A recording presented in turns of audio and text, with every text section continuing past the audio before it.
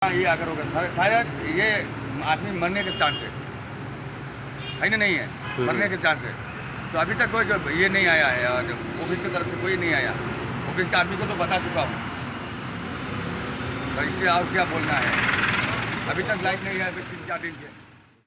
Nakadaw baduna ka jingpet benya nakaliang ka Meghalaya Energy Corporation Limited yaki post electric hakathan Nongpoh uwe mystery welding ulalat thau naka jingmen saw ba jingyap haba post electric ubadon hasinda ka Karkhana trikam jongu ulakelon hasinda ka Karkhana trikam jongu ulakelon kat baudang trayela ka jong ka kam kani kala ja hashnong Mawtnum hajan Nongpoh laisngi menchwa Kipat ba kilapan yang biang yung unu upos elektrik da kabakersyan da kinarot kibadon hakatika Karkhana Welding.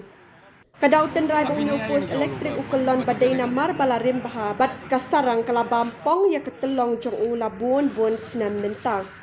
Don bok banakani ka jingja omsyam don kanu ka jing mensaw ya unu mystery wasyong basah hakatika Karkhana ringkat baka kurim bat kikruon kikti jong u. Kipat ba kasnong Mawtnum kila kirpat akabor MEECL ban shim kia ban pinlong ka jing pet benia ekiwe ki post electric ki bala ban boy ka jing embryo ha ka jing ma अभी जो पोस्ट तो खराब है, ये सरंग खाया हुआ है, तो उसमें हवा आकर गिरने लगा, तो हम तो खड़ा कर दिया है, बस उतना ही है। और वो जो आप तो खुद मालूम हो गया, उसमें सरंग खाया हुआ है, तो उसमें हवा में तो पोस्ट गिर गया, तो वही है बात।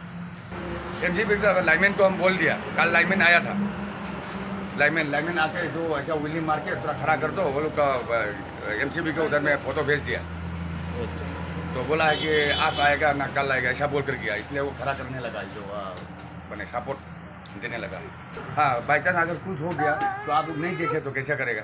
तो बिल तो अब हर महीना में लेते जा रहा है, तो अभी तक देखो लाइन नहीं है, तो कैसा देखो।